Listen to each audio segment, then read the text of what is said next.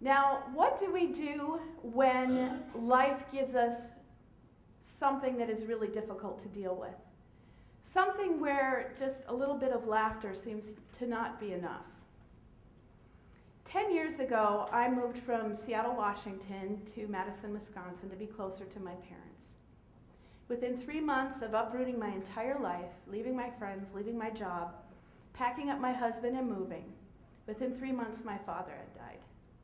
Within the next couple months, I lost my best friend, I lost one of our animals, and a few months after that, I also lost my mother. Just days after arranging to bury my mother, I started feeling pain in my right side. I went to the doctor and I was told that I may have cancer, ovarian cancer, and that I would have a 20% chance to live past 5 years.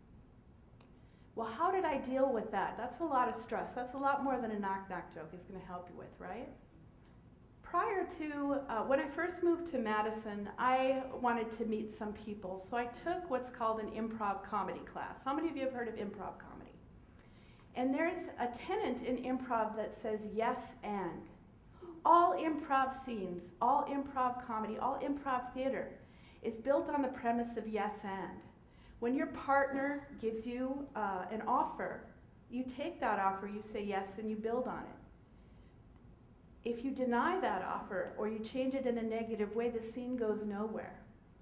I find the same to be true in life. When life gives you a really raw deal, instead of saying no, we say yes and.